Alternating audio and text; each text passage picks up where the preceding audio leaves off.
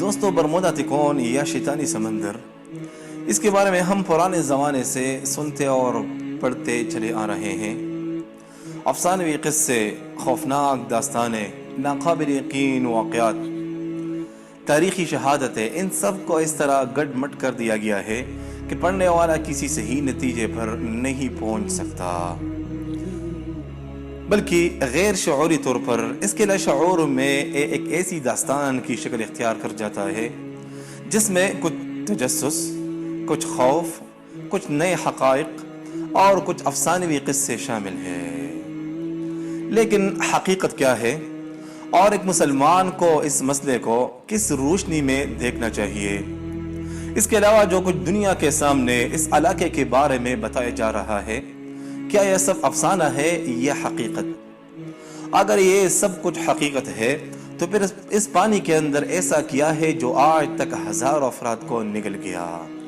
سینکڑوں جہاز غائب ہو گئے، کسی کا کچھ پتہ نہ چلا۔ کیا ابلیس کے ساتھ اس کا کوئی خاص تعلق ہے، یا کانا دجال اس علاقے میں موجود ہے؟ بڑے بڑے جہازوں کا پرسکون سمندر میں بغیر کسی خرابی یا حادثے کے اچانک غائب ہو جانا، کبھی مسافروں کا بچ جانا اور جہازوں کا اغوا کیا جانا، کبھی جہازوں کا صحیح حالت میں بچ جانا اور مسافروں کو اغوا کر لیا جانا، فضا میں اڑتے ہوئے جہازوں کا دیکھتے ہی دیکھتے کہیں گم ہو جانا۔ دوستو، یہ سب ایسے واقعات ہیں جن کی تشریح آج تک دل کو مطمئن نہیں کر سکی۔ ان کا غائب ہونا اس قدر تیز ہوتا کہ طیاروں کے پائلٹ یا جہاز کے کپتان کو ایمرجنسی پیغام بھیجنے کی مہلت بھی نہیں مل پاتی۔ اس سے بھی زیادہ حیرت کی بات یہ ہے کہ غائب ہونے والے طیاروں، جہازوں اور مسافروں کا کبھی کوئی نام و نشان بھی نہیں مل سکا۔ اگرچہ بعض ماہرین کی طرف سے یہ باور کرانے کی کوشش کی جاتی رہی کہ اس جگہ سمندر کے اندر ایسے تیز طوفان آتے ہیں جن کی شدت سے یہ جہاز ٹکڑے ٹکڑے ہو جاتے ہیں اور پھر ہوائیں ان کو دور دراز کے پانیوں میں بہا لے جاتی ہیں۔ لیکن اس تشریح کو انسانی ذہن اس لیے تسلیم نہیں کر سکتا کہ جدید ٹیکنالوجی کے اس دور میں جبکہ ماہرین سمندر کی گہرائیوں میں پہنچ کر مچھلیوں اور دیگر آبی جانوروں پر تحقیق کے لیے ان کے جسموں کے ساتھ کیمرے لگا کر ان کی تمام نقل و حرکت پر نظر رکھتے ہیں، تو کیا آج تک وہ برمودا تکون میں غائب ہونے والے بڑے بڑے جہازوں کا ملبہ بھی کہیں نہیں ڈھونڈ سکے؟ اس کے علاوہ اس علاقے میں رونما ہونے والے تمام حادثات میں ایک بات انتہائی اہم ہے کہ اغوا ہونے والے طیاروں کے پائلٹ اور جہاز کے کپتان یا مسافروں میں اپنے وقت کے ماہر لوگ اغوا کیے گئے۔ نیز جتنے بھی حادثات ہوئے، اس وقت وہاں موسم بالکل معتدل اور دن کا وقت تھا، چنانچہ موسم کی خرابی کو بھی اس میں کوئی دخل نہیں۔ طیار اور جہازوں سے ان کے ہیڈ کوارٹر کا رابطہ اچانک منقطع ہوتا، گویا ریڈیو سگنل کو کسی نے جام کر دیے ہو۔ اکثر محققین اس بات پر متفق ہے کہ شیطانی سمندر اور برمودا تکون میں ایسی پراسرار کشش ہے جو ہماری اس کشش سے مختلف ہے جس کو ہم جانتے ہیں۔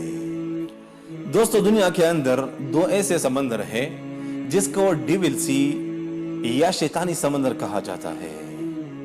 ان میں سے ایک برمودا تکون ہے۔ برمودا بحر اوقیانوس کے کل 300 جزیروں پر مشتمل علاقہ ہے جن میں اکثر غیر آباد ہیں۔ صرف 20 جزیروں پر انسان آباد ہے، وہ بھی بہت کم تعداد میں۔ جو علاقہ خطرناک سمجھا جاتا ہے اس کو برمودا تکون کہتے ہیں، اور اس تکون کا کل رقبہ 11,40,000 مربع کلومیٹر ہے۔ اس کا شمالی سرا جزائر برمودا اور جنوب مشرقی سرا پورٹوریکو اور جنوب مغربی سرا میامی یعنی فلوریڈا تک جاتا ہے۔ جی ہاں، فلوریڈا کے معنی ہے اس خدا کا شہر جس کا انتظار کیا جا رہا ہے، اور کچھ لوگ معنی اس طرح کرتے ہیں کہ وہ خدا جس کا انتظار کیا جا رہا ہے۔ تقریباً 400 سال سے کسی انسان نے اس ویران جزیروں میں جا کر آباد ہونے کی کوشش نہیں کی ہے، یہاں تک کہ جہاز کے کیپٹن تک اس علاقے سے دور ہے رہتے ہیں۔ اس میں ایک جملہ بڑا عام ہے جو وہ ایک دوسرے کو نصیحت بھی کرتے ہیں کہ کیا وہاں پانی کی گہرائیوں میں خوف اور شیطانی راز چھپے ہیں؟ کہتے ہیں کہ ہاں، وہاں پانی کی گہرائیوں میں خوف اور شیطانی راز موجود ہے جس سے بچنا چاہیے۔ یہاں تک کہ اس راستے پر سفر کرنے والے مسافر بلکہ ایئر ہوسٹس تک سب سے پہلے یہی سوال کرتی ہے کہ کیا ہمارا طیارہ برمودا تکون کے اوپر سے گزر کر جائے گا؟ کمپنی کا جواب اگرچہ نفی میں ہی ہوتا ہے لیکن حقیقت اس کے برعکس ہوتا ہے۔ دوستو، برمودا تکون کو تکون ہی کیوں کہا جاتا ہے؟ تو برمودا تکون سارا کا سارا پانی میں ہے، جو کہ بحر اوقیانوس میں ہے، اٹلانٹک اوشن۔ چنانچہ قابل غور بات یہ ہے کہ ٹاٹے مارتے سمندر میں تکون کس طرح بن سکتا ہے۔ جاننا چاہیے کہ تکون حقیقی نہیں ہے بلکہ یہ ایک مخصوص علاقہ ہے جہاں ناقابل یقین حادثات ہوتے ہیں۔ اس علاقے کو تکون کا فرضی نام دے دیا گیا ہے۔ اس نام کے بارے میں مشہور ہے کہ پہلی بار اس علاقے کے لیے برمودا تکون کا نام 1945 عیسوی میں ایک پریس کانفرنس کے دوران اس وقت استعمال کیا گیا جب اس علاقے میں کچھ طیارے غائب ہو گئے۔ دوستو، یہ بات بھی قابل توجہ ہے کہ اس کو تکون کا نام ہی کیوں دیا گیا؟ کیا اس کا تعلق یہود کی خفیہ تنظیم فری میسن سے ہے؟ اور کیا یہ سب کچھ ون ورلڈ آرڈر کے تحت کیا جا رہا ہے؟ ان سب کو ہم بعد میں واضح کریں گے۔ دوستو، برمودا تکون کے بارے میں تو دنیا کے لوگ بہت حد تک جانتے ہیں اور اس کے بارے میں لوگوں کو خاصی معلومات ہیں، لیکن برمودا تکون کی طرح پر اسرار اور حادثات کے مرکز جاپان کا ڈریگن تکون یا شیطانی سمندر کے بارے میں لوگوں کو بہت کم معلومات ہیں۔ جاپان کے لوگوں کو اس کے بارے میں اچھی طرح علم ہے اور جاپانی حکومت نے سرکاری اعلان کے ذریعے لوگوں کو اس علاقے سے دور رہنے کا حکم جاری کر رکھا ہے، لیکن جاپان سے باہر کی دنیا اس کے بارے میں کم ہی جانتی ہے۔ حالانکہ برمودا تکون کی طرح یہ بھی جہازوں، آبدوزوں اور طیاروں کے غائب ہونے کے واقعات بڑی تعداد میں ہوتے رہے ہیں، بلکہ محققین کا خیال ہے کہ یہاں حادثات کی تعداد برمودا تکون سے بھی زیادہ ہے۔ یہاں بھی اغوا ہونے والوں کی اکثریت ماہرین، کفتاروں اور ہوا بازوں کی رہی ہے۔ بلکہ ایک بات جو یہاں زیادہ خطرناک نظر آتی ہے وہ یہ ہے کہ یہاں غائب ہونے والے جہاز اور آبدوزوں میں ایسے جہاز اور آبدوزے بھی شامل ہیں جن میں خطرناک ایٹمی مواد بھرا ہوا تھا۔ دوستو، ڈریگن تکون یا شیطانی سمندر جو کہ جاپان کے اندر ہے، یہ علاقہ بحر الکاہل میں جاپان اور فلپائن کے علاقے میں ہے۔ یہ تکون جاپان کے ساحلی شہر یوکوہاما سے فلپائن کے جزیرے گوام تک اور گوام سے پھر جاپان کے ماریانا جزائر تک، پھر ماریانا جزائر سے یوکوہاما تک بنتی ہے۔ اور یاد رہے کہ ماریانا یہ وہی جزائر ہے جس پر دوسری جنگ عظیم کے دوران امریکہ نے قبضہ کر لیا تھا۔ اس سمندر کو جاپانی لوگ مانوامی کہتے ہیں جس کے معنی ہے شیطان کا سمندر۔ برمودا تکون اور شیطانی سمندر پر تحقیق کرنے والوں میں ایک بڑا مشہور نام چارلس برٹلز ہے۔ اور اپنی کتاب دی ڈریگن ٹرائنگل میں لکھتے ہیں کہ 1952 سے 1954 تک جاپان نے اپنے 5 بڑے فوجی جہاز اس علاقے میں کھوئے ہیں۔ افراد کی تعداد 700 سے اوپر ہے۔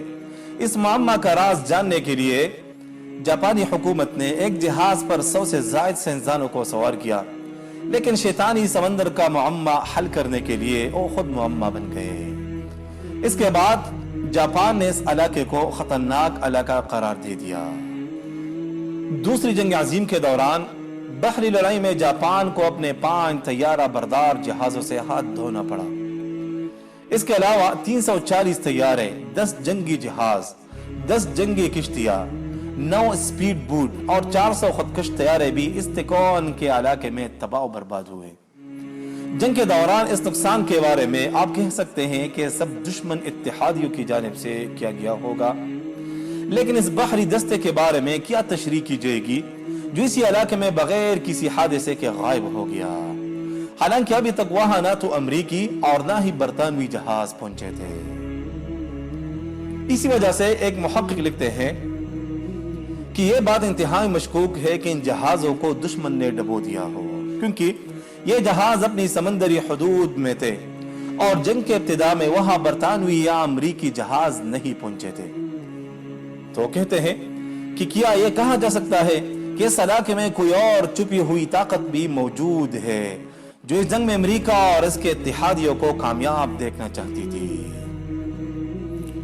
दोस्तों, बरमोदा तिकोन और शैतानी समंदर में इतनी ज्यादा मुमासरत जानने के बाद क्या कोई शख्स ये मान सकता है कि महज इत्तेफाक है? हरगिज नहीं। ये थी चंद मालूमात बरमोदा तिकोन और ड्रैगन तिकोन के बारे में। उसके बारे में हम उस वाकयात को तफसील से बताएंगे जिसमें बहुत से जहाज गर्क हुए और बाज वाकयात बहुत गरीब व अजीब है कि मुसाफिर गायब हो गए लेकिन जहाज मौजूद है, या जहाज गायब हो गया और मुसाफिर साहिल समंदर पर मौजूद है।